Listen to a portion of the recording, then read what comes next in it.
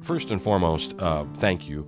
I think all too often we don't get a chance to give a proper goodbye to people that have really served as leaders in our community. And I think back over the last 20 years of doing this show and the last number of years you being here, I can't think of anyone who exemplifies that description, leader in a community, more. Gayle has been a tremendous moving force within the community. Not only has she helped the footprint of the main campus grow, but all different kinds of new programming for the college and for the entire community district, 537. All right, now let's talk about what that community college looked like when you arrived versus what it looks like today, because I think that's the amazing thing. We don't celebrate our victories enough. We move on to the next thing. As we have tried to do some reflection on what that last 15 years has looked like, and we go all the way back to things like 2002 when we started a trustee scholarship so that the top students in our district could come to Richland for free, to the referendum that was passed here in 2005, and then thinking about the Farm Progress Show and having our 10th anniversary just this last season. It's really it seems like yesterday. It's really like but it's things that have just occurred over time that have made sense. The synergy has been there for the right time and the right things to occur that allows us to stay ahead of our community in terms of what they've needed for education. Gayle Saunders has done an amazing job. The last 15 years have just been phenomenal at Richland Community College. Where she's taken this community college, where we're at today, the Farm Progress Show with the culinary arts, it is amazing. We owe a lot to Gayle Saunders and appreciate everything she's done for us. Thank you, Gayle. You just kept building. I mean, when you look around, I know bricks and mortar last a long time. Is that something you're proud of? I think when you think about what the workforce development needs were then compared to what they are today, it was really just a matter of us trying to keep up with the developments in technology and the developments in laboratory training and giving our students real practical experiences that attached to applied skills and theoretical skills so that they could be successful when they left us. All right, go back 15 years when you first took the job and you arrived in Decatur. Honestly, what were your perceptions of this community? The perceptions of the community was that it had a community college that I think Kevin Brahaney put it best. He said we were the diamond in the rough. The community college was growing and building a great deal of stature in its ability to provide quality education. But it didn't get the recognition that it probably really deserved for what it was doing for the community. Well, we are really going to miss Gayle. She has been such a wonderful part of this community. I mean, you look around Richland and all the things that she's been able to bring to this community, to this campus. She has made this campus and this community, or this community college, such an integral part of our community. It was Julie Moore who welcomed me through the Chamber of Commerce with an opening reception, and I was immediately recognized as a community leader. That's not true for all community college presidents who serve their communities like I've been able to do for 15 years. And that was my first understanding and recognition how important the community thought this college was to its future. I've worked with Gayle Saunders for 10 years. It's the longest that I've served anyone.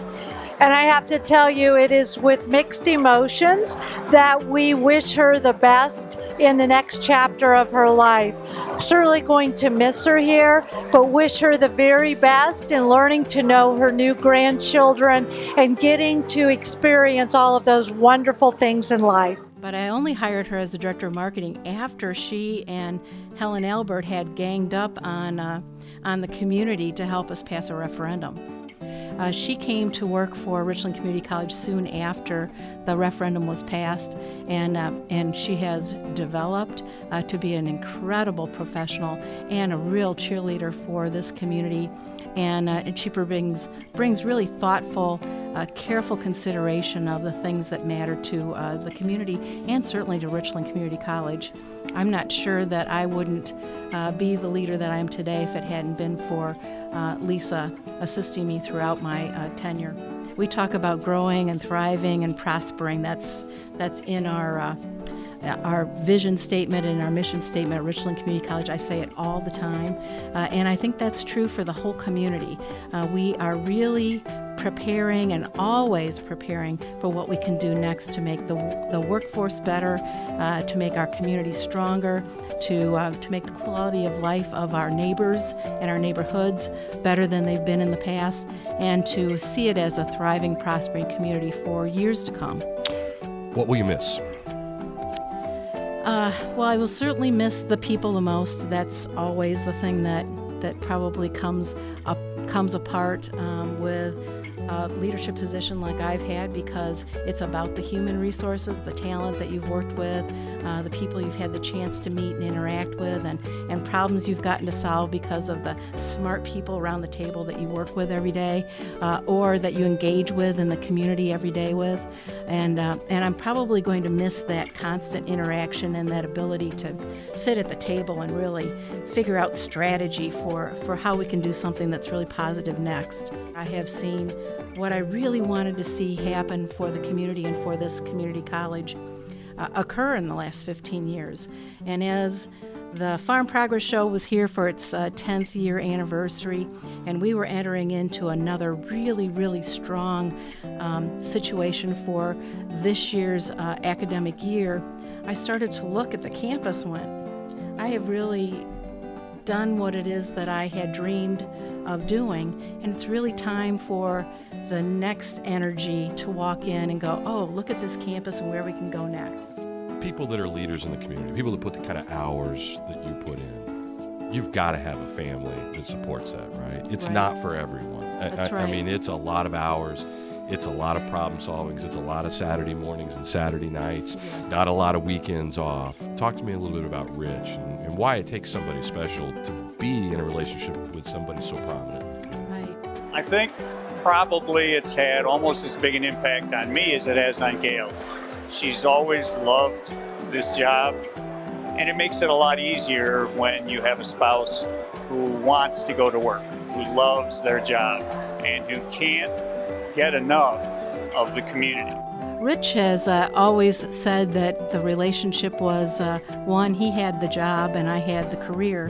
He knew that when he met me that I really felt called to do the work that I'm doing with community college leadership. It has been something that I've had a passion for probably, I don't know, since the mid-'80s, and was something that I made very clear was something that I would be spending a great deal of time doing.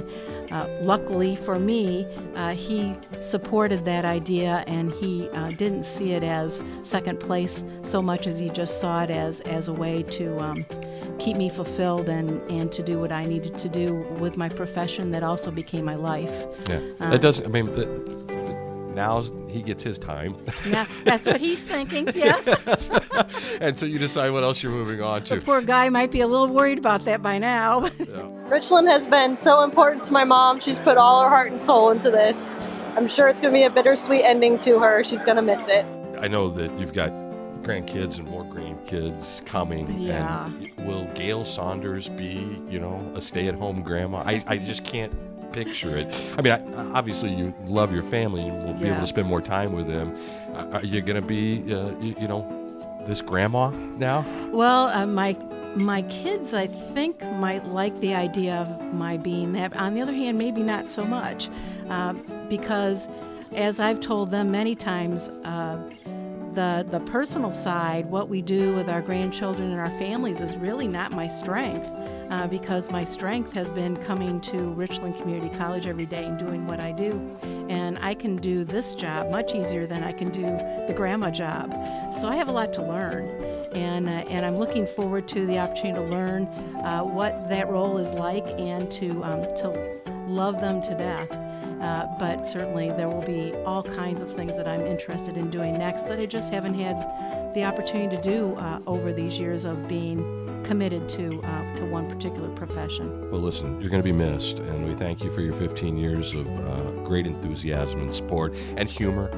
Thanks for all the laughter. Sometimes around those tables, those meetings can get boring, and you always provided a great laugh and a great story.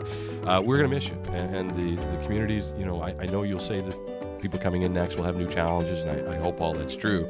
But for those of us staying around, we worry when somebody like you leaves because, nature hates a vacuum, and you've been such an incredible leader. Thank you for everything. Oh, Thank you, Brian. It's been, as I said before, not only my pleasure, but my passion has been fulfilled by leading Richland Community College and being a part of this great community. And I'm not going to forget it. It's the best 15 years of my life. And I'm hoping that the connections that I have with Decatur will stay for many, many years to come.